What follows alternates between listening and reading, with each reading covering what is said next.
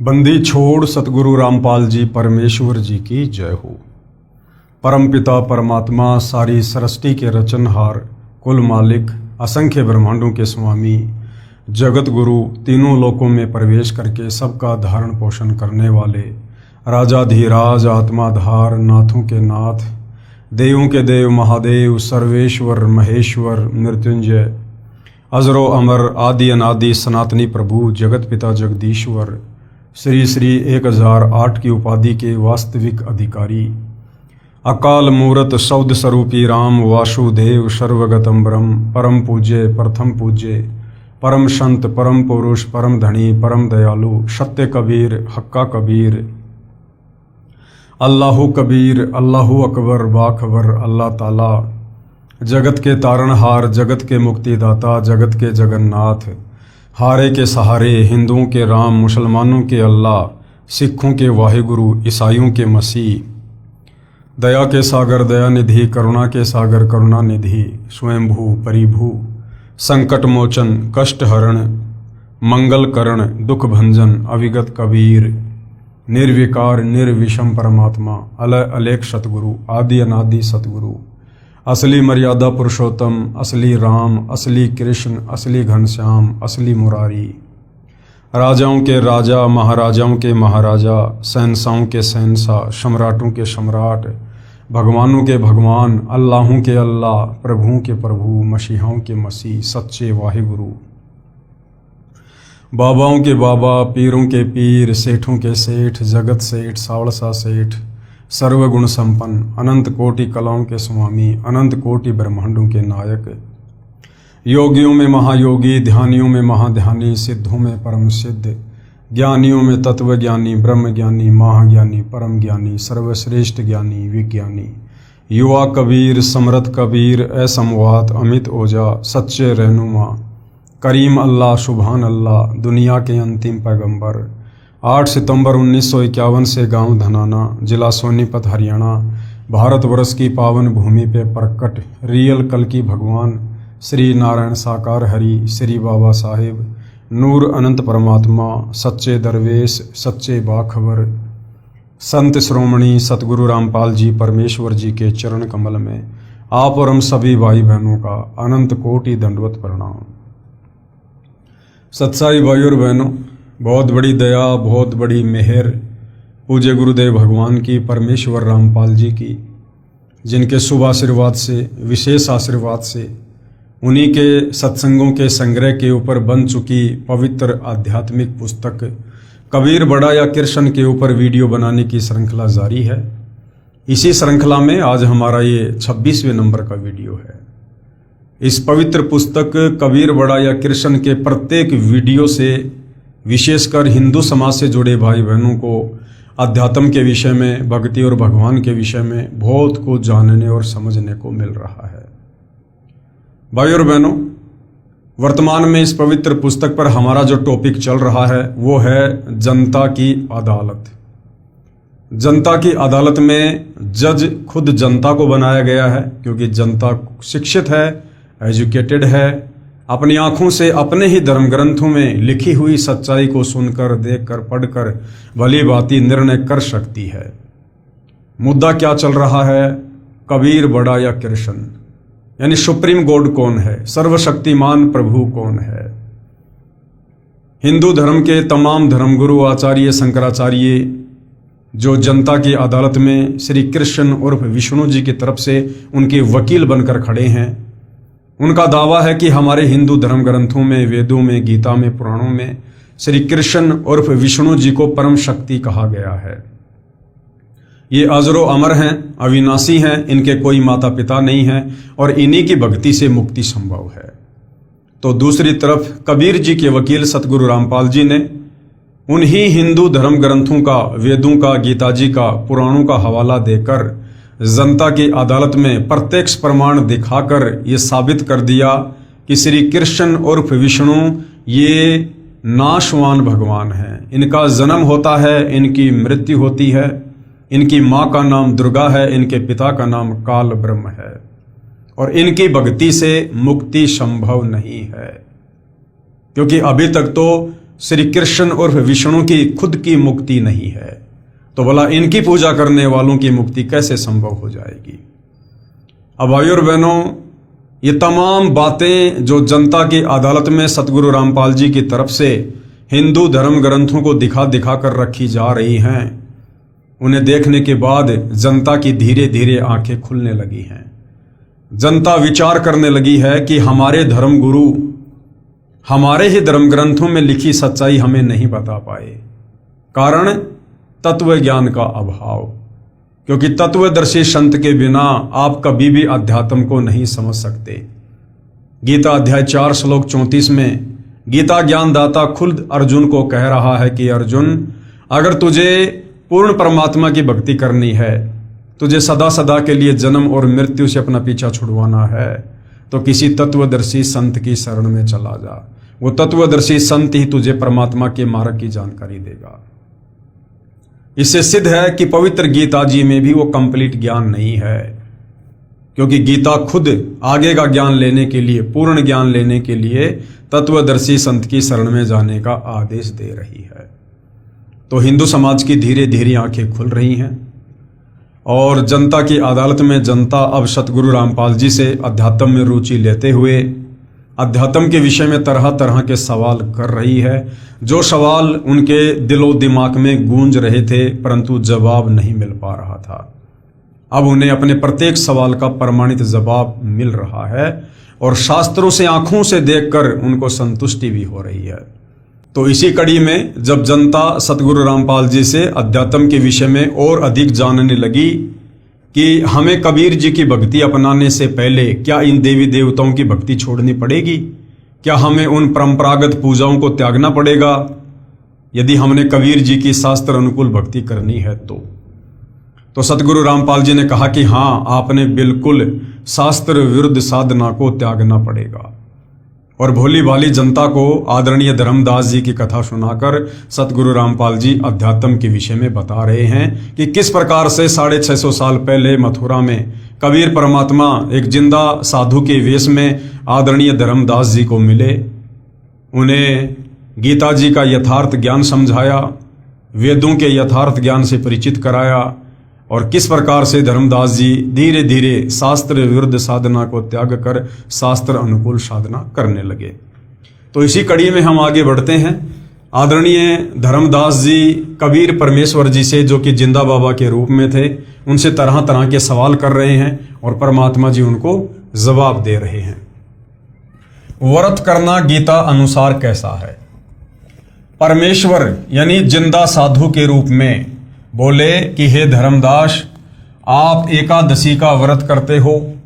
श्रीमद् भगवत गीता अध्याय 6 श्लोक 16 में मना किया है कि हे अर्जुन, ये योग यानी भक्ति न तो अधिक खाने वाले का और न ही बिल्कुल न खाने वाले का, अर्थात ये भक्ति न ही व्रत रखने वाले, न अधिक सोने वाले की तथा न अधिक जागने वाले की सफल होती है। इस श्लोक में व्रत रखना पूर्ण रूप से मना है। क्या लिखा है? न ही बिल्कुल न खाने वाले की भक्ति भी सफल नहीं होती है।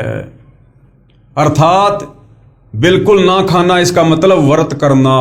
तो हमारी गीता जी अध्याय 6 श्लोक 16 मना कर रही है कि व्रत रखने वालों की भक्ति कभी सफल नहीं हो सकती, जबकि धर्मदास जी एकादशी का व्रत रखा करते थे। इस श्लोक में व्रत रखना पूर्ण रूप से मना है। देख अपनी गीता खोलकर, जिंदा रूप में परमात्मा धर्मदास जी को कह रहे हैं कि देख अपनी गीता खोलकर। धर्मदास जी को गीता के श्लोक याद भी थे, क्योंकि प्रतिदिन पाठ किया करता था। फिर भी सोचा कि कहीं जिंदा संत नाराज ना हो जाए, इसलिए गीता खोलकर अध्याय 6 श्लोक 16 पढ़ा तथा स्वीकारा कि आपने मेरी आंखें खोल दी जिंदा, आप तो परमात्मा के स्वरूप लगते हो। अब देखिए भाइयों और बहनों, ये वही गीता जी अध्याय 6 श्लोक नंबर 16 है जो आदरणीय धर्मदास जी ने अपनी आंखों से खोलकर देखा। और यही गीता अध्याय 6 श्लोक 16 अब जनता की अदालत में सतगुरु रामपाल जी जनता को दिखा रहे हैं ताकि उन्हें भी विश्वास हो। पेश है फोटोकॉपी गीता अध्याय 6 श्लोक 16 की। ये श्लोक भाइयों और बहनों आप जियों के सामने है।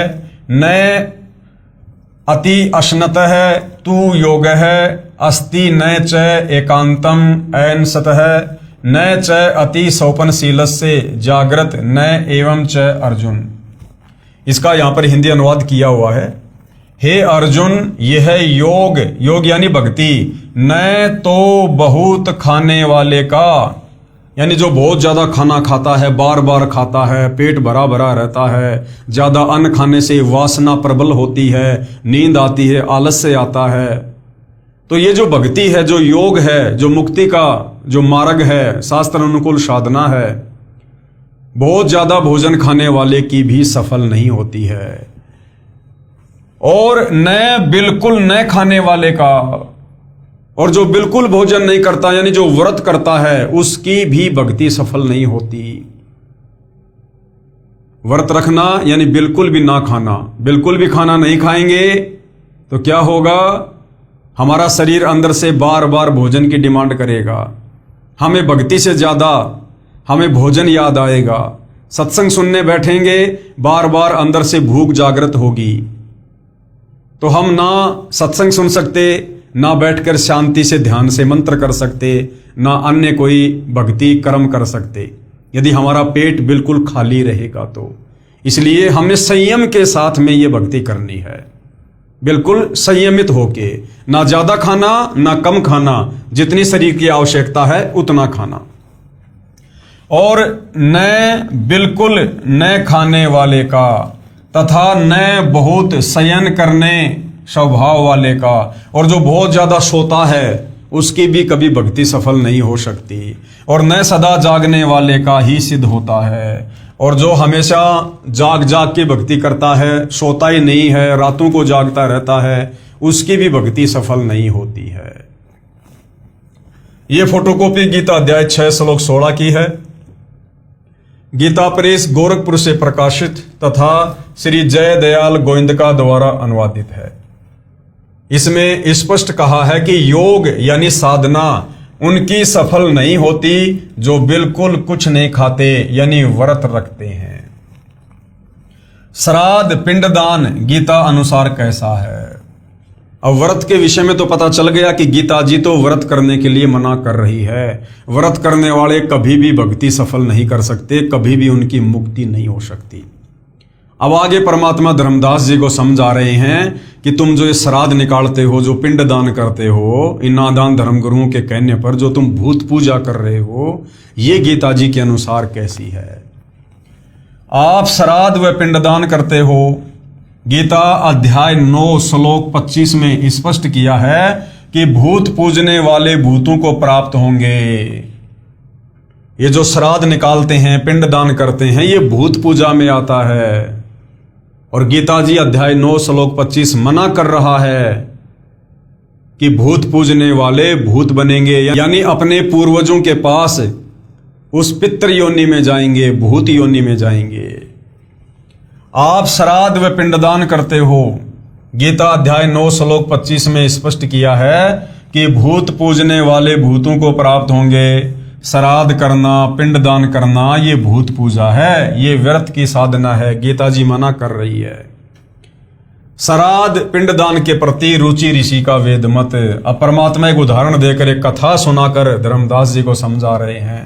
श्राद्ध और पिंडदान के प्रति रुचि ऋषि का वेद मत। मार्कंडे पुराण में रोच्य ऋषि के जन्म की कथा आती है। रुचि ऋषि का बेटा था रोच्य ऋषि। एक रुचि ऋषि था, वह ब्रह्मचर्य का पालन करते हुए, यानी उसने शादी नहीं करवाई कि मैं अपनी आत्मा का कल्याण करवाऊंगा, वेदों अनुसार साधना करता था, विवाह नहीं कराया था। रुचि ऋषि के पिता, दादा, परदादा तथा तीसरे दादा सब पितर यानी भूत योनि में भूखे प्यासे भटक रहे थे।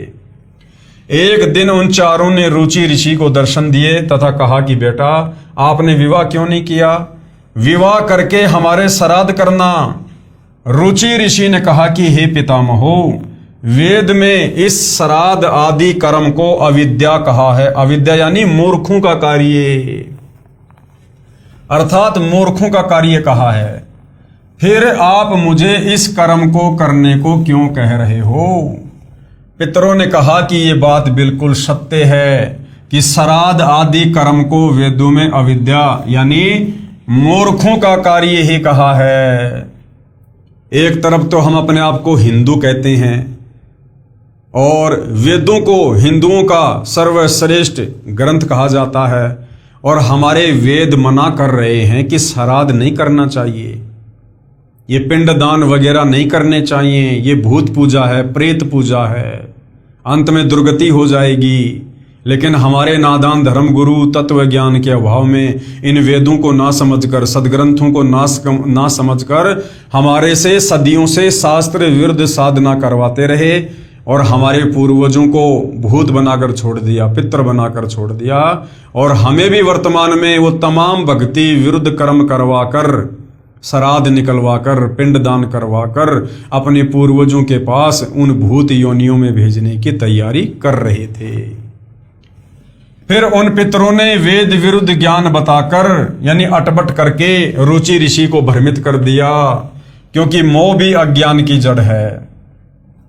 मार्कंडे पुराण के प्रकरण से सिद्ध हुआ कि वेदों में तथा वेदों के ही संक्षिप्त रूप गीता में श्राद्ध, पिंडोतक आदि भूत पूजा के कर्म को निषेध बताया है, नहीं करना चाहिए। यानी गीता जी मना कर रही है तो समझो वेद मना कर रहे हैं, क्योंकि चारों वेदों का संक्षिप्त रूप श्रीमद् भगवत गीता है। तो गीता जी श्राद्ध निकालने के लिए, भूत पूजा के लिए, पिंडदान करने के लिए मना कर रही है। उन मूर्ख ऋषियों ने अपने पुत्र को भी श्राद्ध करने के लिए विवश किया। उसने विवाह कराया, किसने? रुचि ऋषि ने। उससे रोचे ऋषि का जन्म हुआ और बेटा भी पाप का भागी बना लिया, पितर बना दिया। पेश है संक्षिप्त मार्कंडे पुराण के अध्याय रोचे मनु की उत्पत्ति कथा से संबंधित प्रकरण की फोटोकॉपी। ये मार्कंडे पुराण में भाई और बहनों बिल्कुल क्लियर लिखा हुआ है। रोचे मनु की उत्पत्ति कथा। मार्कंडे जी कहते हैं, ब्राह्मण पूर्व काल की बात है, प्रजापति रुचि, ममता और अहंकार से रहित इस पृथ्वी पर विचरते थे। उन्हें किसी से भय नहीं था, वे बहुत कम सोते थे। उन्होंने न तो अग्नि की स्थापना की थी और न अपने लिए घर ही बनाया था, यानी उसने शादी वादी नहीं करवाई। वे एक बार भोजन करते और बिना आश्रम के ही रहते थे। उन्हें सब प्रकार की आसक्तियों से रहित एवं मनोवृत्ति से रहते देख उनके पितरों ने उनसे कहा। पितर बोले, बेटा, विवाह स्वर्ग और अपवर्ग का हेतु होने के कारण एक पुण्यमय कार्य है, उसे तुमने क्यों नहीं किया? गृहस्थ पुरुष समस्त देवताओं, पितरों, ऋषियों और अतिथियों की पूजा करके पुण्यमय लोगों को प्राप्त करता है। वो पितर रुचि ऋषि को भ्रमित कर रहे हैं कि शादी करवा कर उसके बाद तू ये श्राद्ध वगैरह निकाल, पिंडदान वगैरह कर, इससे तुझे उत्तम लोकों में जगह मिलेगी। तो ये सारे कर्म तो उसके दादा परदादा वो भी किया करते थे, फिर उनको भूत योनियों क्यों मिल गई? उन्हें वो अच्छे लोग क्यों नहीं मिले? अर्थात वो भूत योनि में थे और वो भूख प्यास से बेहाल थे, और उन्होंने किसी भी प्रकार से रुचि ऋषि को बहलाकर, फुसलाकर, डराकर, लोभ लालच देकर, शादी करवाकर, उसके कर्म फुड़वाकर श्राद्ध निकलवाने थे, जिससे उन पितरों को थोड़ी बहुत राहत प्राप्त हो। तो क्या बोले वो पुत्र? गृहस्थ पुरुष यानी शादीशुदा व्यक्ति समस्त देवताओं, पितरों, ऋषियों और अतिथियों की पूजा करके पुण्यमय लोगों को प्राप्त करता है। वह स्वाहा के उच्चारण से देवताओं को, सवधा के उच्चारण से, शब्द से पितरों को तथा अन्नदान आदि से भूत आदि प्राणियों एवं अतिथियों को उनका भाग समर्पित करता है। बेटा, हम ऐसा मानते हैं कि गृहस्थ आश्रम को स्वीकार न करने पर तुम्हें इस जीवन में कलेश पर कलेश उठाना पड़ेगा। वो कोई कलेश नहीं उठा रहा था, आराम से अपनी भक्ति कर रहा था, कोई टेंशन नहीं थी। अब शादी करवा कर उसके जीवन में कलेश पैदा कर दिया इन पितरों ने, तथा मृत्यु के बाद और दूसरे जन्म में भी कलेश ही भोगने पड़ेंगे। रुचि ने कहा, पितरगण, परिग्रह मात्र ही अत्यंत दुख एवं पाप का कारण होता है। परिग्रह यानी शादी करवाना, ये शादी करवाना ही जीवन में सबसे बड़ा कलेश है। रुचि ऋषि ने कहा अपने पितरों को, तथा उससे मनुष्य की अधोगति होती है। यही सोचकर मैंने पहले स्त्री संग्रह नहीं किया। मन और इंद्रियों को नियंत्रण में रखकर जो ये आत्म संयम किया जाता है वह भी प्रगृह करने पर मोक्ष का साधक नहीं होता। ममता रूप कीचड़ में सना हुआ होने पर भी ये आत्मा को परिग्रह शून्य चित्त रूपी जल से प्रतिदिन धोया जाता है। वह श्रेष्ठ प्रयत्न है। जितेंद्रिय विद्वानों को चाहिए कि वे अनेक जन्मों द्वारा संचित कर्म रूपी षड में सने हुए आत्मा का सदा सनारूपी जल से प्रक्षालन करें। पितर बोले, बेटा जितेंद्रिय होकर आत्मा का प्रक्षालन करना उचित ही है, किंतु तुम जिस मार्ग पर चल रहे हो, वो पितर अब क्या कह रहे हैं रुचि ऋषि को, किंतु तुम जिस मार्ग पर चल रहे हो वह मोक्ष मार्ग है। यानी बेटा तूने जो शादी वादी नहीं करवाई है और जो तू जिस प्रकार वेदों अनुसार भक्ति कर रहा है, श्राद्ध वगैरह नहीं निकाल रहा, ये मोक्ष मार्ग है। वो पितर भी इस बात को स्वीकार कर रहे हैं, क्योंकि वो भी विद्वान थे, वेदों को पढ़ा करते थे जब मनुष्य योनि में थे। तो कह रहे हैं बेटा रुचि, तू जिस प्रकार से भक्ति कर रहा है ना, ये वास्तव में मोक्ष मार्ग है। किंतु फलेच्छा रहित दान और शुभाशुभ के उपभोग से भी पूर्वकृत अशुभ कर्म दूर होता है। लेकिन उन्होंने फिर अटपट करनी शुरू कर दी, क्योंकि भूखे मर रहे थे। इसी प्रकार दया भाव से प्रेरित होकर जो कर्म किया जाता है वह बंधन कारक नहीं होता। फल कामना से रहित कर्म भी बंधन में नहीं डालता। पूर्व जन्म में किया हुआ मानव का शुभाशुभ कर्म सुख दुखमय भोगों के रूप में प्रतिदिन भोगने पर ही क्षीण होता है। इस प्रकार विद्वान पुरुष आत्मा का प्रक्षालन करते और उसकी बंधनों से रक्षा करते हैं। ऐसा करने से वह अविवेक के कारण पाप रूपी कीचड़ में नहीं फंसता। रुचि ने पूछा, पितामहो यानी हे पितृगणों, वेद में कर्म मार्ग को अविद्या कहा है। कर्म मार्ग यानी कर्म कांड को वेदों में अविद्या यानी मूर्खों का काम कहा है। फिर क्यों आप लोग मुझे उस मार्ग में लगा रहे हो?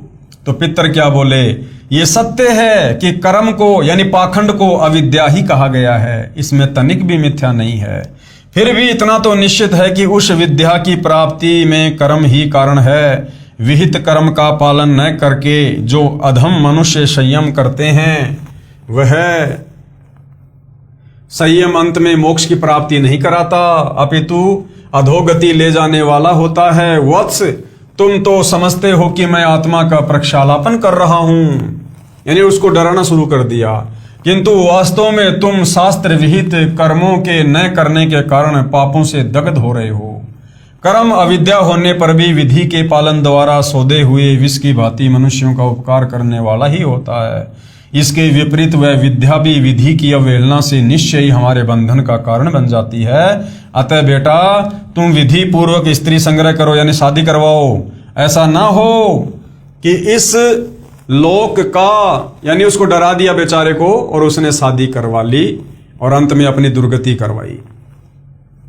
आगे सवाल नंबर 30, क्या गायत्री मंत्र यानी ओम भूर्भुवस्सुवः तत्सवितुर्वरेण्यं भर्गो देवस्य धीमहि धियो यो नः प्रचोदयात्, क्या इससे पूर्ण मोक्ष संभव है? धर्मदास जी सवाल कर रहे हैं कि प्रभु ये जो गायत्री मंत्र है, जो विशेषकर हिंदू समाज में सबकी जुबान पर है, ओम भूर्भुवस्सुवः तत्सवितुर्वरेण्यं भर्गो देवस्य धीमहि धियो यो नः प्रचोदयात्, क्या इस गायत्री मंत्र के जाप करने से मुक्ति संभव है, मोक्ष हो जाएगा? तो परमात्मा जी कह रहे हैं, धर्मदास, इन नादान धर्म गुरुओं ने यजुर्वेद अध्याय 36 मंत्र 3 का केवल एक मंत्र समाज को रट्टा लगवा दिया और इस मंत्र में भी इन्होंने जबरदस्ती ओम शब्द जोड़ दिया, जबकि वेद के मूल मंत्र में ओम शब्द नहीं है। इन नादान धर्म गुरुओं ने ओम शब्द लगाकर परमात्मा की अवहेलना की है। जो लाभ साधक को ज्ञान यज्ञ का उस एक मंत्र के जाप करने से मिलना था वो भी नहीं मिलेगा। उत्तर, जिसे गायत्री मंत्र कहते हो वह यजुर्वेद के अध्याय 36 का मंत्र 3 है। जिसके आगे ओम अक्षर नहीं है। ये जो ओम अक्षर है ये वेद में नहीं है, ये नादान धर्म गुरुओं ने अपनी तरफ से जोड़ दिया। यदि ओम अक्षर को इस वेद मंत्र के साथ जोड़ा जाता है तो परमात्मा का अपमान है, क्योंकि ओम अक्षर तो ब्रह्म का जाप है, यानी काल का जाप है। यजुर्वेद अध्याय 36 मंत्र 3 में परम अक्षर ब्रह्म की महिमा है। यदि कोई अज्ञानी व्यक्ति पत्र तो लिख रहा है प्रधानमंत्री को और लिख रहा है सेवा में श्रीमान मुख्यमंत्री जी, तो वह प्रधानमंत्री का अपमान कर रहा है। फिर बात रही इस मंत्र यजुर्वेद के अध्याय 36 मंत्र 3 को बार बार जाप करने की, ये क्रिया मोक्षदायक नहीं है। मंत्र का मूल पाठ इस प्रकार है, यानी यजुर्वेद अध्याय 36 मंत्र 3 जो वास्तव में है वो क्या है? भूर्भुस्व, यानी ओम से शुरू नहीं है। भूर्भुस्व तत्सवितु वरेण्यम भर्गो देवस्य धीमहि धियो यो नः प्रचोदयात्। और अनुवाद क्या है इसका? स्वयंभू परमात्मा पृथ्वी लोक को, गोलोक आदि भवनों को वचन से प्रकट करने वाला है। स्वर्ग लोक आदि सुख धाम है, वह उन सब का जनक परमात्मा है। सर्व साधकों को वर्ण करने योग्य अर्थात अच्छी आत्माओं के भक्ति योग्य है। तेजोमय अर्थात प्रकाशमान परमात्मा का उच्च विचार रखते हुए अर्थात बड़ी समझ से जो बुद्धिमानों के समान विवेचन करता है, वह विवेकशील व्यक्ति मोक्ष का अधिकारी बनता है। ये इसका भावार्थ है। भावार्थ, परमात्मा स्वयंभू जो भूमि, गोलोक, आदि लोक तथा स्वर्ग लोक है, उन सब का सर्जनहार है। उस उज्जवल परमेश्वर की भक्ति श्रेष्ठ भक्तों को ये विचार रखते हुए करनी चाहिए कि जो पुरुषोत्तम यानी सर्वश्रेष्ठ परमात्मा है, जो सर्व प्रभुओं से श्रेष्ठ है, उसकी भक्ति करें, जो सुख धाम अर्थात सर्व सुख का दाता है। केवल परमात्मा की महिमा है इस मंत्र में। उपरोक्त मंत्र का ये हिंदी अनुवाद व भावार्थ है। इसकी संस्कृत या हिंदी अनुवाद को पढ़ते रहने से मोक्ष नहीं है, क्योंकि ये तो परमात्मा की महिमा का एक अंश है। अर्थात हजारों वेद मंत्रों में से यजुर्वेद अध्याय 36 का मंत्र संख्या 3 केवल एक मंत्र है। यदि कोई चारों वेदों को भी पढ़ता रहे तो भी मोक्ष नहीं है। मोक्ष होगा वेदों में वर्णित ज्ञान के अनुसार भक्ति क्रिया करने से।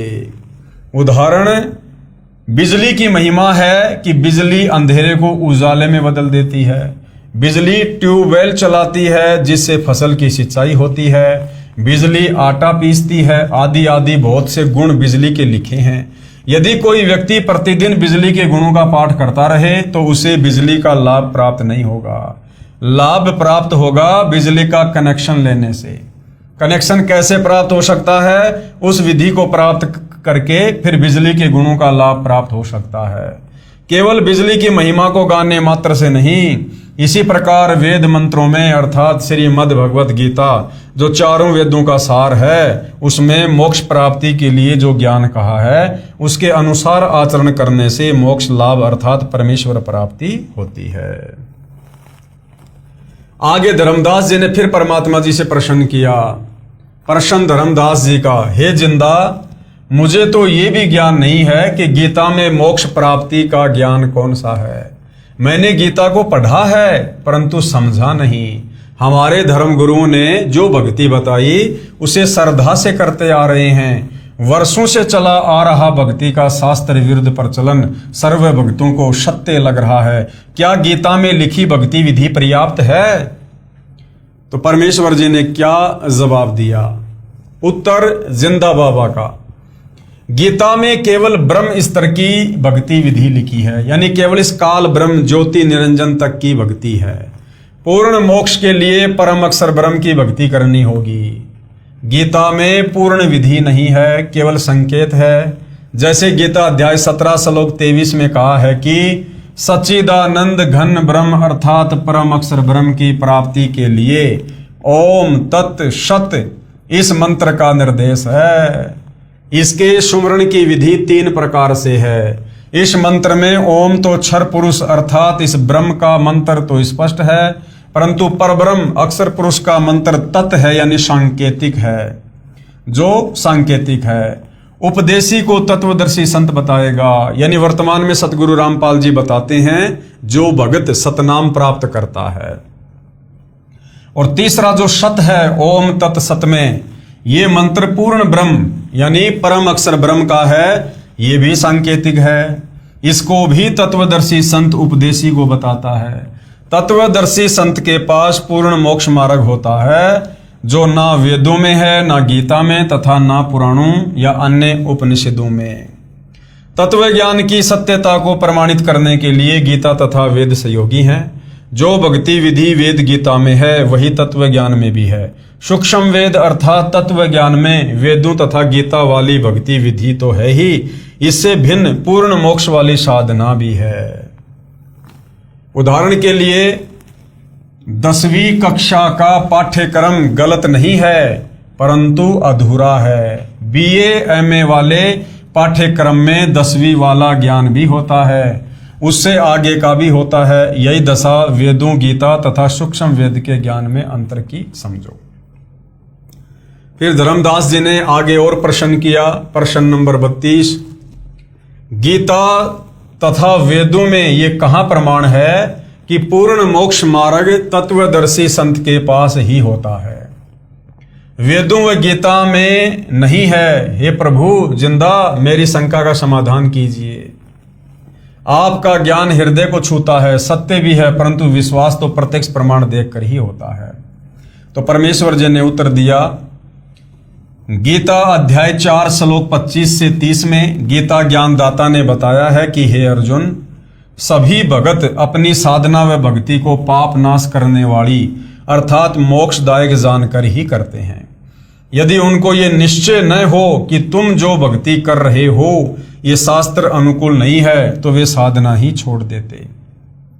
जैसे कई साधक देवताओं की पूजा रूपी यज्ञ अर्थात धार्मिक अनुष्ठान करके ही पूजा मानते हैं, अन्य ब्रह्म यानी काल तक की पूजा करते हैं, कई केवल अग्नि में घी आदि डालकर अनुष्ठान करते हैं जिसको हवन कहते हैं। गीता अध्याय 4 श्लोक 25, ये देखिएगा, गीता अध्याय 4 श्लोक नंबर 25। दूसरे योगीजन देवताओं के पूजन रूप यज्ञ का ही भली भांति अनुष्ठान किया करते हैं और अन्य योगीजन यानी अन्य जो भगत हैं वो परब्रह्म परमात्मा रूप अग्नि में अभेद दर्शन रूप यज्ञ के द्वारा ही आत्म रूप यज्ञ का हवन किया करते हैं। अन्य योगीजन अर्थात भगतजन आंख कान मुंह बंद करके क्रियाएं करते हैं, उसी में अपना मानव जीवन हवन अर्थात समाप्त कर देते हैं। गीता अध्याय 4 श्लोक 26 का ये भावार्थ है, देखिए। अन्य योगीजन श्रोत्र आदि समस्त इंद्रियों को संयम रूप अग्नियों में हवन किया करते हैं और दूसरे योगी लोग यानी भगत लोग शब्द आदि समस्त विषयों को इंद्रिय रूप अग्नियों में हवन किया करते हैं। अन्य योगीजन अर्थात भगतजन श्वासों को आना जाना ध्यान से देखकर भक्ति साधना करते हैं जिससे वे आत्म संयम साधना रूपी अग्नि में अपना जीवन हवन अर्थात मानव जीवन पूरा करते हैं, जिसे ज्ञान दीप मानते हैं अर्थात अपनी साधना को श्रेष्ठ मानते हैं। दूसरे योगीजन इंद्रियों की संपूर्ण क्रियाओं और प्राणों की समस्त क्रियाओं को आत्म संयम योग रूप अग्नि में हवन किया करते हैं। यानी सब लोग तत्व ज्ञान के अभाव से अपनी मनमुखी साधना कर रहे हैं। कुछ अन्य साधक द्रव्य अर्थात धन से होने वाले यज्ञ अर्थात धार्मिक अनुष्ठान करते हैं, जैसे भोजन भंडारा करना, कंबल कपड़े बांटना, धर्मशाला प्याऊ बनवाना, ये यज्ञ करते हैं। कुछ तपस्या करते हैं, कुछ योगासन करते हैं, इसी को परमात्मा प्राप्ति की साधना मानते हैं। कितने ही साधक अहिंसा आदि तीक्ष्ण व्रत करते हैं, जैसे मुख पर पट्टी बांधकर नंगे पैरों चलना, कई दिन उपवास रखना आदि आदि। अन्य योगीजन अर्थात साधक स्वाध्याय अर्थात प्रतिदिन किसी वेद जैसे ग्रंथ से कुछ मंत्रों श्लोकों का पाठ करना, ये ज्ञान यज्ञ कहलाता है, करते रहते हैं। इन्हीं क्रियाओं को मोक्षदायक मानते हैं। कहाँ लिखा है? गीता अध्याय 4 श्लोक नंबर 28 में देखिएगा। कई पुरुष द्रव्य संबंधी यज्ञ करने वाले हैं, कितने ही तपस्या रूप यज्ञ करने वाले हैं, तथा दूसरे कितने ही योग रूप यज्ञ करने वाले हैं और कितने ही अहिंसादि तीक्ष्ण व्रतों से युक्त यत्नशील पुरुष स्वाध्याय ज्ञान यज्ञ करने वाले हैं। दूसरे योगीजन अर्थात भगतजन प्राण वायु यानी श्वास अपान वायु में पहुंचाने वाली क्रिया करते हैं। अन्य योगीजन इसके विपरीत अपान वायु को प्राण वायु में पहुंचाने वाली क्रिया करते हैं। कितने ही भगत अल्पाहारी रहते हैं यानी बहुत कम खाते हैं। कुछ योग आदि क्रियाएं करते हैं, जैसे प्राणायाम में लीन साधक पान अपान की गति को रोककर श्वास कम लेते हैं। इसी में अपना मानव जीवन हवन अर्थात समर्पित कर देते हैं। ये सभी उपरोक्त अध्याय 4 श्लोक 25 से 30 तक साधना करने वाले साधक अपने अपने यज्ञों यानी भक्ति अर्थात धार्मिक अनुष्ठानों को करके मानते हैं कि हम पाप का नाश करने वाली साधना भक्ति कर रहे हैं। गीता अध्याय 4 श्लोक 29 से 30 देखिएगा। दूसरे कितने ही योगीजन अपान वायु में प्राण वायु को हवन करते हैं, वैसे ही अन्य योगीजन प्राण वायु में अपान वायु को हवन करते हैं तथा अन्य कितने ही नियमित आहार करने वाले प्राणायाम प्रायण पुरुष प्राण और अपान की गति को रोककर प्राणों को प्राण भागों में ही हवन किया करते हैं। ये सभी साधक यज्ञों द्वारा पापों का नाश कर देने वाले और यज्ञों को जानने वाले हैं। यदि साधक की साधना शास्त्र अनुकूल हो तो हे कुरुश्रेष्ठ अर्जुन, इस यज्ञ से बचे हुए अमृत भोग को खाने वाले साधक सनातन ब्रह्म अर्थात परम अक्षर ब्रह्म को प्राप्त होते हैं। और यज्ञ अर्थात शास्त्र अनुकूल साधना न करने वाले पुरुष के लिए तो यह पृथ्वी लोक भी सुखदायक नहीं होता, फिर परलोक कैसे सुखदायक हो सकता है। अर्थात उस शास्त्र विरुद्ध भगत को कोई लाभ नहीं होता। यही प्रमाण गीता अध्याय 16 श्लोक 23-24 में भी है। ये देखिए गीता अध्याय 4 श्लोक 31 की फोटोकॉपी। हे कुरुश्रेष्ठ अर्जुन, यज्ञ से बचे हुए अमृत का अनुभव करने वाले योगीजन सनातन परब्रह्म परमात्मा को प्राप्त होते हैं, और यज्ञ न करने वाले पुरुष के लिए तो यह मनुष्य लोक भी सुखदायक नहीं, फिर परलोक कैसे सुखदायक होगा। यानी शास्त्र अनुकूल साधना करने वाले के लिए तो सब कुछ ठीक है, और जो शास्त्र विरुद्ध साधना करता है उसके लिए तो ये लोक भी सुखमय नहीं है। फिर भला मरने के बाद में दूसरा लोक सुखमय कैसे होगा, सीधा नरक में जाएगा। गीता ज्ञान दाता ने ऊपर के 25 से 30 तक श्लोकों में स्पष्ट किया है कि जो भगत जैसी साधना कर रहा है उसे मोक्षदायक तथा सत्य मानकर कर रहा है। परंतु गीता अध्याय 4 के ही श्लोक 32 में बताया कि यज्ञों अर्थात धार्मिक अनुष्ठानों का यथार्थ ज्ञान ब्रह्मण मुखे यानी परम अक्षर ब्रह्म स्वयं अपने मुख कमल से बोलकर देता है। वह सच्चिदानंद घन ब्रह्म अर्थात परम अक्षर ब्रह्म की वाणी कही गई है। उसे तत्व ज्ञान भी कहते हैं। उसी को 5वां वेद सूक्ष्म वेद भी कहते हैं। उस तत्व ज्ञान में भक्ति विधि विस्तार के साथ बताई गई है। उसको जानकर भगत सर्व पापों से मुक्त हो जाता है अर्थात पूर्ण मोक्ष को प्राप्त हो जाता है। नोट, गीता अध्याय 4 श्लोक 32 के अनुवाद में सभी अनुवादकों ने एक जैसी ही गलती कर रखी है। ब्रह्मणे शब्द का अर्थ वेद कर रखा है। ब्रह्मणे मुखे का अर्थ वेद की वाणी में किया है, जो गलत है। उन्हीं अनुवादकों ने गीता अध्याय 17 श्लोक 23 में ब्रह्मणे का अर्थ सच्चिदानंद घन ब्रह्म किया है, जो बिल्कुल सही है। इसलिए गीता अध्याय 4 श्लोक 32 में भी ब्रह्मणे का अर्थ सच्चिदानंद घन ब्रह्म अर्थात कबीर परमात्मा परम अक्षर ब्रह्म करना ही उचित है। ये देखिएगा फोटोकॉपी गीता अध्याय 4 श्लोक 32 की। एवं बहुविधा यज्ञा वितता ब्रह्मणे मुखे कर्म जान विधि तान सर्वान एवं ज्ञात्वा विमोक्षस्य। इस प्रकार और भी बहुत तरह के यज्ञ वेद की वाणी में नहीं, ब्रह्मणे मुखे यानी परमात्मा के मुख कमल से उच्चारित वाणी में, सच्चिदानंद घन ब्रह्म की वाणी में, कबीर वाणी में विस्तार से कहे गए हैं। उन सब को तू मन इंद्रिय और शरीर की क्रिया द्वारा संपन्न होने वाला जान। इस प्रकार तत्व से जानकर उसके अनुष्ठान द्वारा तू कर्म बंधन से सर्वदा मुक्त हो जाएगा। गीता अध्याय 4 श्लोक 34 में गीता ज्ञानदाता ने कहा है कि उस ज्ञान को जो परमात्मा अपने मुख कमल से बोलकर सुनाता है, जो तत्व ज्ञान है, उसको तू तत्वदर्शी संतों के पास जाकर समझ। उनको दंडवत प्रणाम करने से कपट छोड़कर नम्रता पूर्वक प्रश्न करने से तत्वदर्शी संत तुझे तत्व ज्ञान का उपदेश करेंगे।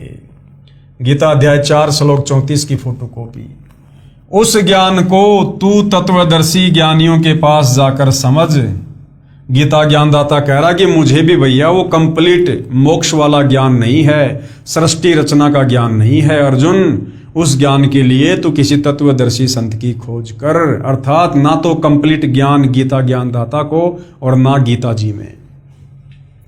उनको भली भांति दंडवत प्रणाम करने से, उनकी सेवा करने से, सरलता पूर्वक प्रश्न करने से वे परमात्म तत्व को भली भांति जानने वाले ज्ञानी महात्मा तुझे उस तत्व ज्ञान का उपदेश करेंगे। यानी तत्वदर्शी संत तुझे बताएगा पूर्ण मोक्ष मार्ग क्या है। इससे यह भी सिद्ध हुआ कि गीता वाला ज्ञान पूर्ण नहीं है, परंतु गलत भी नहीं है। गीता ज्ञान दाता को भी पूर्ण मोक्ष मार्ग का ज्ञान नहीं, क्योंकि तत्व ज्ञान की जानकारी गीता ज्ञान दाता को नहीं है। जो परमात्मा यानी परम अक्षर ब्रह्म ने अपने मुख कमल से बोला होता है, उसको तत्वदर्शी संतों से जानने के लिए कहा है। यही प्रमाण यजुर्वेद अध्याय 40 मंत्र 10 में भी है। कहा है कि परम अक्षर ब्रह्म को कोई तो समवात अर्थात रामकृष्ण की तरह उत्पन्न होने वाला साकार कहते हैं, कोई असमवात अर्थात परमात्मा उत्पन्न नहीं होता, वह निराकार है। परमेश्वर उत्पन्न होता है या नहीं उत्पन्न होता, वास्तव में कैसा है ये ज्ञान कौन बताएगा? धीराणाम यानी तत्वदर्शी संत बताते हैं, उनसे पूछो कि परमात्मा जन्म लेता है या नहीं लेता है, ये कौन बताएगा? तत्वदर्शी संत। अब भाई परमात्मा जन्म लेता है या नहीं लेता है, ये परमात्मा के अलावा दूसरा कौन बता सकता है? तो तत्वदर्शी संत की भूमिका निभाने के लिए खुद परमात्मा ही आते हैं। प्रश्न नंबर 33 धर्मदास जी का सवाल है, प्रभु हे जिंदा, तत्वदर्शी संत की क्या पहचान है तथा प्रमाणित सदग्रंथों में कहां प्रमाण है? आपका ज्ञान आत्मा के आर पार हो रहा है। गीता का शब्दा शब्द यथार्थ भावार्थ आप जी के मुख कमल से सुनकर युगों की प्यासी आत्मा कुछ तृप्त हो रही है, गदगद हो रही है। तो कबीर परमेश्वर जो जिंदा बाबा के रूप में थे, उन्होंने तत्वदर्शी संत की क्या पहचान बताई और कहां लिखी हुई है? उत्तर जिंदा परमेश्वर जी का। परमेश्वर ने बताया कि पहले तो लक्षण सुन तत्वदर्शी संत अर्थात पूर्ण ज्ञानी सतगुरु के। सतगुरु के लक्षण 4 बखाना। प्रथम वेद शास्त्र को ज्ञाना, दूजे हरि भक्ति मन कर्म बानी, तीसरे समदृष्टि कर जानी, चौथे वेद विधि सब कर्मा, ये 4 गुरु गुण जानो मरमा। कबीर सागर के अध्याय जीव धर्म बोध के पेज नंबर 1960 पर यह अमृतवाणियां अंकित है। भावार्थ क्या है? जो तत्वदर्शी संत यानी पूर्ण सतगुरु होगा उसमें 4 मुख्य गुण होते हैं। नंबर 1, वह वेदों तथा अन्य सभी ग्रंथों का पूर्ण ज्ञानी होगा। तो वर्तमान में इस धरती पर सतगुरु रामपाल जी के अलावा ना तो कोई तत्वदर्शी संत है, ना कोई इस विश्व के सभी सदग्रंथों का ज्ञाता है। तो पहला लक्षण भी वर्तमान में सतगुरु रामपाल जी पर ही फिट होता है। दूसरा लक्षण, दूसरे वह परमात्मा की भक्ति मन कर्म वचन से स्वयं करता है, केवल वक्ता नहीं होता, उसकी करनी और कथनी में अंतर नहीं होता। तो भाई सन 1994 से लेकर और 10 अप्रैल 2026 तक सतगुरु रामपाल जी ने जो भी वचन फरमाए हैं, आप उनको मिलान करके देख सकते हो। आपको उनकी करनी और कथनी में कोई अंतर नहीं मिलेगा। तो दूसरा लक्षण भी सतगुरु रामपाल जी पर ही सेट होता है। 3, वह सर्व अनुयायियों को समान दृष्टि से देखता है, ऊंच नीच का भेद नहीं करता। सतगुरु रामपाल जी का नारा है, जीव हमारी जाति है, मानव धर्म हमारा, हिंदू मुस्लिम सिख ईसाई धर्म नहीं कोई न्यारा।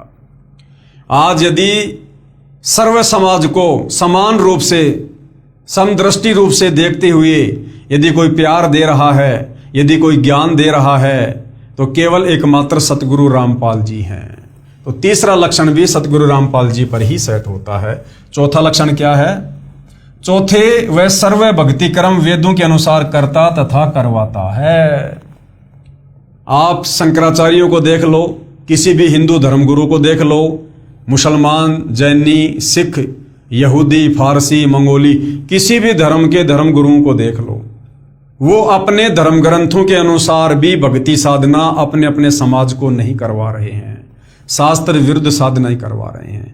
एकमात्र पूरे विश्व में सतगुरु रामपाल जी हैं जो पूरे विश्व के जो प्रमाणित ग्रंथ हैं, चारों वेद और गीता जी, उनके अनुसार भक्ति साधना करवा रहे हैं। तो ये चारों लक्षण वर्तमान में सतगुरु रामपाल जी पर फिट होते हैं और ये चारों लक्षण तत्वदर्शी संत के हैं और तत्वदर्शी संत की भूमिका खुद कबीर परमात्मा यानी परम अक्षर ब्रह्म ही करता है। तो सतगुरु रामपाल जी वर्तमान में स्वयं पूर्ण ब्रह्म परमेश्वर हैं। चौथा, वह सर्व भक्ति कर्म वेदों के अनुसार करता तथा करवाता है, अर्थात शास्त्र अनुकूल भक्ति साधना करता तथा कराता है। ये ऊपर का प्रमाण तो सूक्ष्म वेद में है जो परमेश्वर ने अपने मुख कमल से बोला है यानी कबीर सागर में। अब आप जी को श्रीमद् भगवत गीता में प्रमाण दिखाते हैं कि तत्वदर्शी संत की क्या पहचान बताई है। श्रीमद् भगवत गीता अध्याय 15 श्लोक 1 में स्पष्ट है, ऊर्ध्व मूलम अधः शाखम अश्वत्थम प्राहु अव्यम छंदासी यस्य पर्णानि ये तम वेद स वेदविद। क्या अनुवाद किया है? ऊपर को मूल यानी जड़ वाला और नीचे को तीनों गुण रूपी शाखा वाला उल्टा लटका हुआ संसार रूपी पीपल का वृक्ष जानो। इसे अविनाशी कहते हैं क्योंकि उत्पत्ति प्रलय चक्र सदा चलता रहता है, जिस कारण से इसे अविनाशी कहा है। इस संसार रूपी वृक्ष के पत्ते आदि छंद हैं अर्थात भाग हैं। ये तम वेद जो इस संसार रूपी वृक्ष के सर्व भागों को तत्व से जानता है वह वेद के तात्पर्य को जानने वाला है, अर्थात वह तत्वदर्शी संत है। जैसा कि गीता अध्याय 4 श्लोक 32 में कहा है कि परम अक्षर ब्रह्म स्वयं पृथ्वी पर प्रकट होकर अपने मुख कमल से तत्व ज्ञान विस्तार से बोलते हैं। परम अक्षर ब्रह्म खुद ही तत्वदर्शी संत का रूप बनाकर धरती पर प्रकट होकर अपना तत्व ज्ञान बताते हैं। परमेश्वर ने अपनी वाणी में अर्थात तत्व ज्ञान में बताया है, कबीर अक्षर पुरुष एक पेड़ है, क्षर पुरुष यानी निरंजन वा की डार और तीनों देवा यानी ब्रह्मा विष्णु महेश शाखा हैं और पात रूप संसार। जमीन से बाहर जो वृक्ष का हिस्सा है उसे तना कहते हैं। तना तो जानो अक्षर पुरुष है, सात संग ब्रह्मांड का स्वामी। तने से कई मोटी डार निकलती हैं, उनमें से एक मोटी डार जानो क्षर पुरुष यानी काल ब्रह्म। उस डार से 3 शाखा निकलती हैं, उन तीनों शाखाओं को जानो तीनों देवता, रजगुण ब्रह्मा जी, सतगुण विष्णु जी तथा तमगुण शिव शंकर जी। और इन शाखाओं को जो पत्ते लगते हैं उन पत्तों को जानो संसार। गीता अध्याय 15 श्लोक 1 से 4 में सांकेतिक विवरण है, तत्व ज्ञान में विस्तार से कहा गया है। पहले गीता ज्ञान के आधार से ही जानते हैं। गीता अध्याय 15 श्लोक 2 में कहते हैं कि संसार रूपी वृक्ष की तीनों गुण यानी रजगुण ब्रह्मा जी, सतगुण विष्णु, तमगुण शंकर जी रूपी शाखाएं हैं। ये ऊपर यानी स्वर्ग लोक में तथा नीचे पाताल लोक में फैली हुई हैं। क्योंकि गीता जी का ज्ञान पृथ्वी पर दिया जा रहा था, इसलिए ऊपर और नीचे दोनों लोकों का यहां पर वर्णन किया गया है। नोट, रजगुण ब्रह्मा, सतगुण विष्णु तथा तमगुण शंकर हैं। देखिए प्रश्न नंबर 7 में, यानी पहले बता दिया गया है मार्कंडे पुराण को दिखाकर कि रजगुण ब्रह्मा है, सतगुण विष्णु है और तमगुण शंकर है। यानी रज, सत, तम ये जो 3 गुण हैं ये तीनों देवता हैं, ब्रह्मा विष्णु महेश। तीनों शाखाएं ऊपर नीचे फैली हैं, यानी तीनों लोकों में, स्वर्ग लोक में, पृथ्वी लोक पर, पाताल लोक में। इसका तात्पर्य है कि गीता का ज्ञान पृथ्वी लोक पर बोला जा रहा था। तीनों देवता की सत्ता 3 लोकों में है, पृथ्वी लोक पर, स्वर्ग लोक तथा पाताल लोक। ये तीनों एक एक विभाग के मंत्री हैं। कौन? ये ब्रह्मा विष्णु महेश एक एक विभाग के मंत्री हैं। कौन कौन सा विभाग है इनके पास में? रजगुण विभाग के श्री ब्रह्मा जी, सतगुण विभाग के श्री विष्णु जी तथा तमगुण विभाग के श्री शिव जी। गीता अध्याय 15 श्लोक 3 में कहा है कि हे अर्जुन, इस संसार रूपी वृक्ष का स्वरूप जैसे यहां विचार काल में अर्थात तेरे और मेरे गीता जी के ज्ञान की चर्चा में नहीं पाया जाता, अर्थात मैं नहीं बता पाऊंगा। क्योंकि इसके आदि और अंत का मुझे अच्छी तरह ज्ञान नहीं है। गीता ज्ञान दाता हाथ खड़े कर रहा है कि अर्जुन, मैं तुझे संसार रूपी वृक्ष के पूरे विस्तार को भली भांति नहीं समझा पाऊंगा, यानी पूरी सृष्टि रचना का ज्ञान मैं तुझे नहीं बता पाऊंगा, क्योंकि ये मेरी नॉलेज में नहीं है। इसलिए इस अति दृढ़ मूल वाले अर्थात जिस संसार रूपी वृक्ष की मूल है वह परमात्मा भी अविनाशी है, तथा उनका स्थान सतलोक, अलकलोक, अगमलोक तथा अकैलोक, ये चार ऊपर के लोक भी अविनाशी हैं। इन चारों में एक ही परमात्मा भिन्न भिन्न रूप बनाकर सिंहासन पर विराजमान है। इसलिए इसको सुदृढ़ मूलम यानी अति दृढ़ मूल वाला कहा है। इसे तत्व ज्ञान रूपी शस्त्र से काटकर अर्थात तत्वदर्शी संत से तत्व ज्ञान समझकर फिर गीता अध्याय 15 श्लोक 4 में कहा है कि इसके पश्चात यानी तत्वदर्शी संत से तत्व ज्ञान लेने के बाद परमेश्वर के उस परम पद अर्थात सतलोक की खोज करनी चाहिए। यानी सतलोक जाने वाली भक्ति को फिर नियम मर्यादा में रह के दृढ़ता से करना चाहिए। जहां जाने के पश्चात साधक फिर लौटकर संसार में कभी नहीं आते। जिस परमेश्वर से संसार रूपी वृक्ष की प्रवृत्ति विस्तार को प्राप्त हुई है अर्थात जिस परमेश्वर ने सर्व संसार की रचना की है उसी परमेश्वर की भक्ति को पहले तत्वदर्शी संत से समझो। गीता ज्ञानदाता अपनी भक्ति को भी मना कर रहा है। गीता अध्याय 15 श्लोक 16-17 में 3 प्रभु बताए हैं। श्लोक 16 में तो 2 पुरुष कहे हैं, एक तो क्षर पुरुष यानी गीता ज्ञानदाता काल ब्रह्म, दूसरा अक्षर पुरुष ये सात संग ब्रह्मांड का स्वामी है, और ये दोनों ही नाशवान हैं, यानी इन दोनों का जन्म और मृत्यु होता है, इनके लोक भी नाशवान है। श्लोक 17 में तीसरा यानी परम अक्षर पुरुष है जो संसार रूपी वृक्ष का मूल यानी जड़ है, वह वास्तव में अविनाशी है। जड़ यानी मूल से ही पेड़ के सर्व भागों तना, डार, शाखाओं तथा पत्तों को आहार प्राप्त होता है। यानी तीनों लोकों में प्रवेश करके सबका धारण पोषण वो परम अक्षर ब्रह्म कबीर परमात्मा करता है। वह परम अक्षर ब्रह्म पुरुष ही तीनों लोकों में प्रवेश करके सबका धारण पोषण करता है। उसी मूल मालिक की पूजा करनी चाहिए। गीता जी क्या कह रही है, गीता ज्ञानदाता का क्या कह रहा है कि उसी मूल मालिक परम अक्षर ब्रह्म सत्य पुरुष कबीर देव की पूजा करनी चाहिए, ना कि ब्रह्मा विष्णु महेश की, काल की, दुर्गा की, इनकी नहीं। इस विवरण में तत्वदर्शी संत की पहचान तथा गीता ज्ञानदाता की अल्पज्ञता अर्थात तत्व ज्ञानहीनता स्पष्ट दिखाई दे रही है। ये देखिएगा भाई और बहनों, वो उल्टा लटका हुआ संसार रूपी पेड़ है जो गीता अध्याय 15 श्लोक 1 से 4 में वर्णित है कि जो इसकी सही सही व्याख्या करके बता देगा वो तत्वदर्शी संत होगा। तो ये सतगुरु रामपाल जी परमेश्वर जी ने सर्वप्रथम पूरे विश्व में सबसे पहले ये बताया है कि वास्तव में गीता अध्याय 15 श्लोक 1 से 4 का भावार्थ क्या है। ये संसार रूपी उल्टा लटका हुआ वृक्ष है। देखिएगा, इस वृक्ष की जो जड़ है वो जमीन के अंदर है। बाहर क्या दिखाई देता है, केवल ये तना तना दिखाई दे रहा है, तना तना। ये तना कौन है, ये सात संग ब्रह्मांड का स्वामी अक्षर पुरुष है जिसके 7 संग ब्रह्मांड हैं। ये तना कहां से निकल रहा है, जड़ों से निकल रहा है। जड़ क्या है, ये कबीर परमात्मा है। कबीर परमात्मा सारी सृष्टि का मालिक, यानी ऊपर के जो चारों लोक हैं वो अविनाशी हैं। जो कबीर परमात्मा है वो अविनाशी है, इसलिए इसको सुदृढ़ मूल वाला कहा है।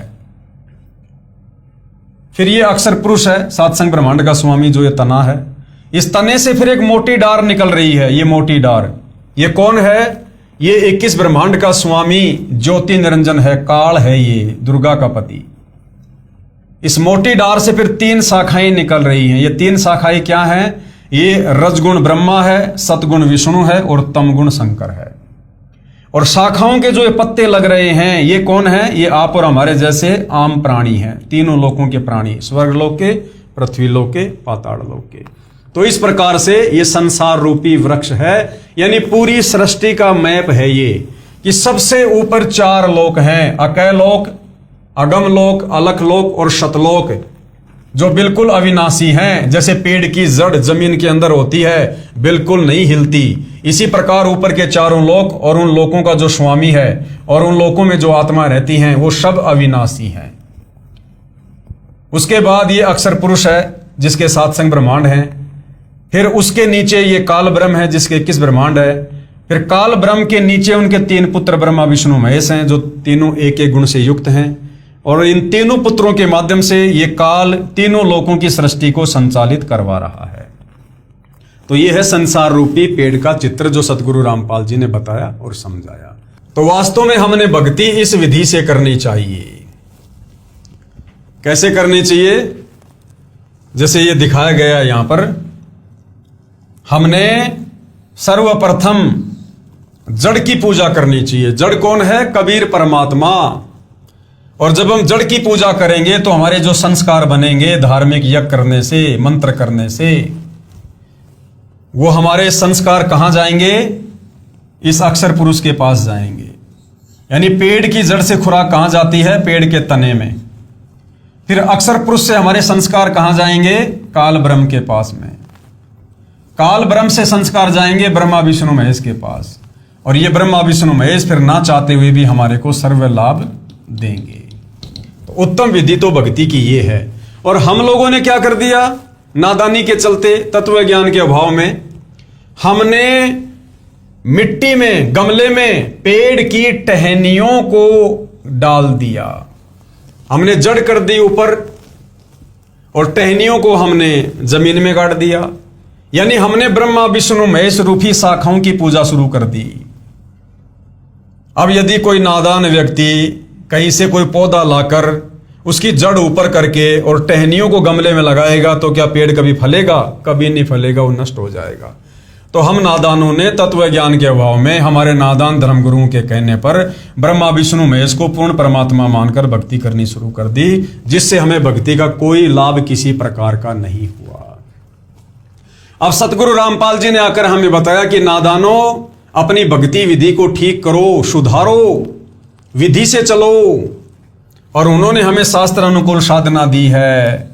कबीर परमेश्वर की भक्ति शुरू करवाई है, यानी जड़ की भक्ति करनी शुरू करवाई है। भक्ति रूपी पौधे की जड़ को नीचे करके फिर उसमें सिंचाई करवाना शुरू किया है, जिससे जो खुराक है वो जड़ों से तने में जाएगी, तने से डार में, डार से शाखाओं में, और फिर ये शाखा रूपी ब्रह्मा विष्णु महेश हमें हर प्रकार का आध्यात्मिक लाभ देंगे।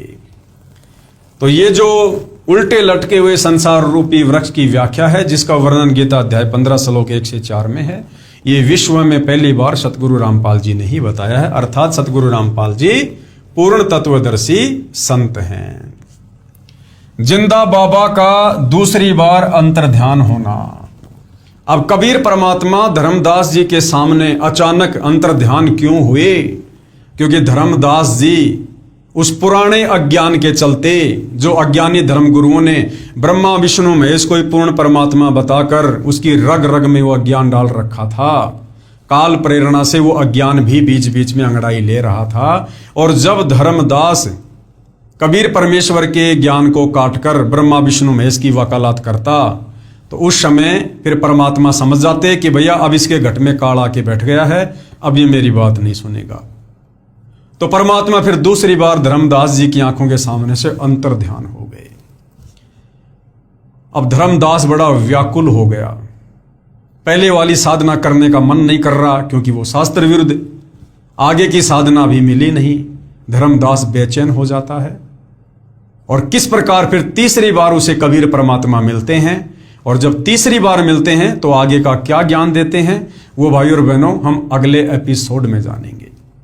तब तक भाई और बहनों, पूज्य गुरुदेव भगवान हम सबको आज्ञा दें, आशीर्वाद दें, सद्बुद्धि दें, हमारा मार्गदर्शन करें। बंदी छोड़ सतगुरु रामपाल जी परमेश्वर जी की जय हो।